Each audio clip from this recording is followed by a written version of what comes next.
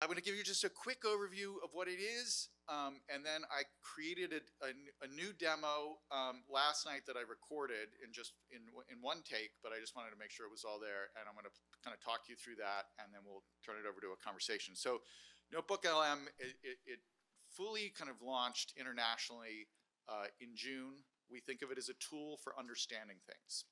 A word processor is a tool for making documents, and Photoshop is a tool for moving pixels around in an image. This is a tool for taking the material and the information that you most need to understand, and everything in the product is designed to make that easier for you and help you dive deeper into the material you're trying to explore, and increasingly to kind of make things out of that new understanding.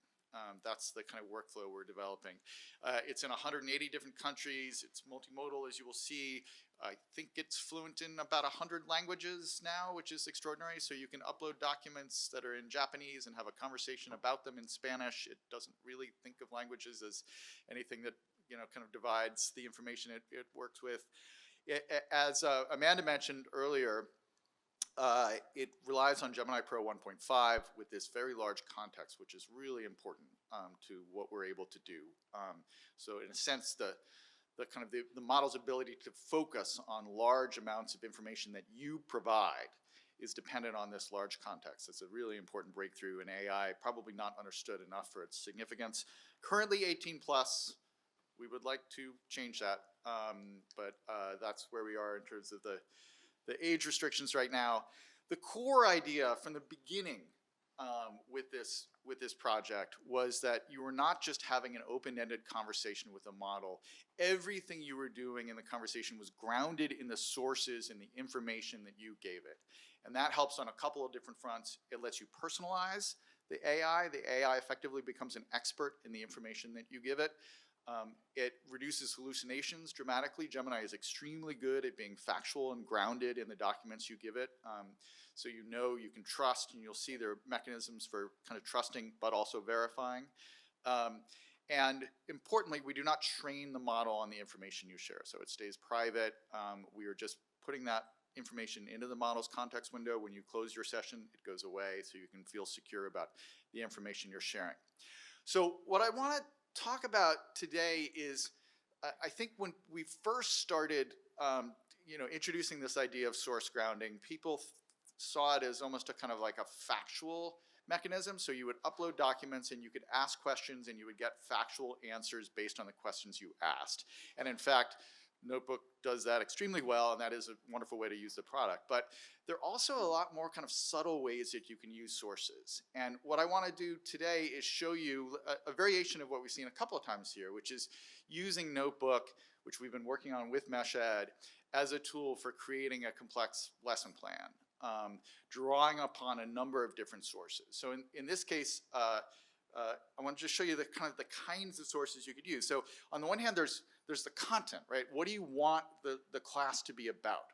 And that can be based on your own handwritten notes. It can be based on reading materials, textbooks. That could be based on interviews. It could be based on meeting transcripts from the team. And then in addition to content, there's also the guidance. So like outside kind of standards documents, for instance, that suggest guidelines for how these classes should be done, or formatting, supervisor feedback that you got, your student needs, all the things that are kind of steering not the substance but the kind of the form and the values that you want in the class that you're creating. So you can do that with NotebookLM with the right kind of prompting. So in this case, I was dreaming up a class that I would actually like to take myself, which is a 4-session project-based learning class on urban planning inspired by the work of Jane Jacobs, right? So sounds good, right? And so I basically kind of scripted out a few prompts in advance, knowing the sources I was going to put in. I'm going to show you how this works inside a notebook. But there's a question to create a high-level overview of a lesson plan of a project-based learning course on urban planning inspired by Jane Jacobs. And then I'm kind of anticipating in advance that I'm going to follow up and ask about the alignment question. Does it align with the standard stocks here? And then I want it to synthesize everything we've done in the conversation into a single document. Okay, so let's go into Notebook. And this is what you see when you start. You have a series of notebooks for projects that you're working on. So I'm going to just create a new notebook here. I'm going to call it, lesson live, live Jacob's lesson plan. So I create this notebook, and now inside this notebook I can upload sources, and they can be Google Docs, they can be slides, they can be copy text, they can be PDFs. So starting with a bunch of quotes from Jacob's classic book, Death and Life in the Great American Cities, and I've uploaded those quotes, instantly get this kind of summary. This is what we call a notebook guide. So you can see the model has generated this summary, just in that short amount of time. This is all live, recorded last night. I can, with one click, create an FAQ based on those sources. I can create a study guide. I can create a table of contents. I can organize it as a timeline or a briefing doc, or I can have a conversation in the chat about those documents. But I'm going to keep uploading more sources here. In this case, maybe I found an interview with Jane Jacobs on YouTube.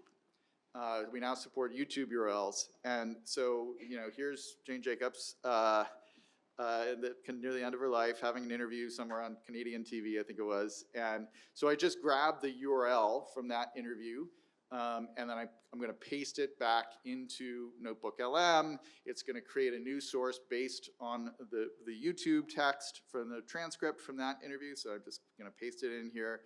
So now I'm slowly building up, I'm curating the knowledge base that I need for this project. So the art of curating is really important here.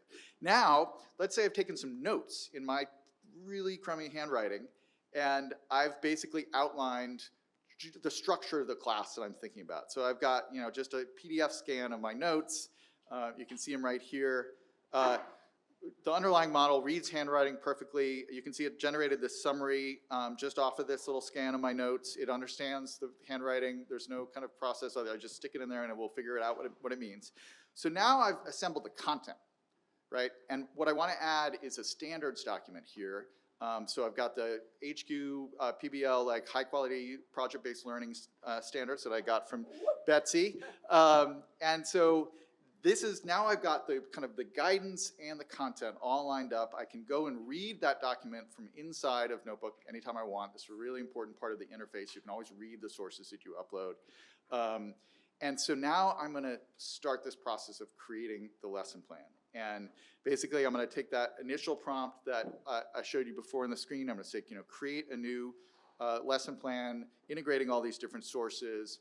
Notebook is going to think for a little bit here. It's going to generate quite a long document, so it's going to take a little bit of time, but it's going to do this work of synthesizing across all the sources that I've added to this. So it's creating a unique document based entirely on the knowledge that I have uploaded, and it's going to be organized in a really nice way. And there it is. Session 1, Session 2, high-level lesson plan. Now, what's really cool about this is I actually, because I did this in one take last night, I forgot to mention that it should follow the structure of my handwritten summary.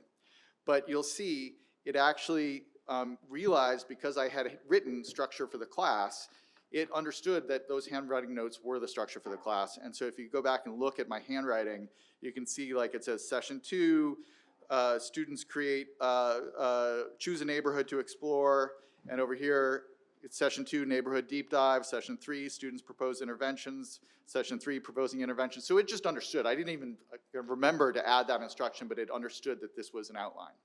Now, I want to ask about the alignment question. Like, how is each section of this class that it's just kind of dreamed up, how is it aligned with the guidelines that I gave it? So I asked for a quick explanation of how each proposed session aligns with the guidelines, the HQ PBL guidelines, and it goes through and it pulls out specifically a description of where the alignment is actually happening. And as you can see, throughout all of these, there are citations. So I can always go and check in the original source. I just roll over one of those citations. It will show me the original text from the guidelines so that I can confirm that the model's answer is accurate.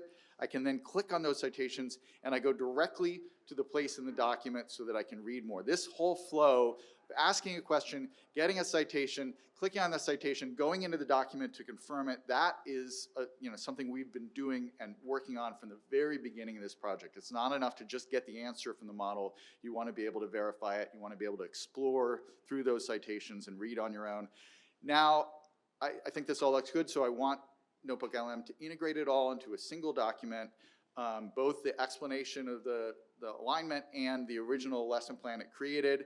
So I just, ask it to kind of create one big master document, and it will do that. This kind of process of having an open-ended conversation, asking for refinements, going back and forth, and then at the end of the conversation, asking for a synthetic kind of document at the end that synthesizes everything. NotebookLM is really good at that. It's created this revised high-level lesson plan, urban planning, and Jane Jacobs. It talks, you can see in the italics there, it says alignment with HQPBL, so it explains what that session is doing in terms of the standard stocks. Again, I can fact check.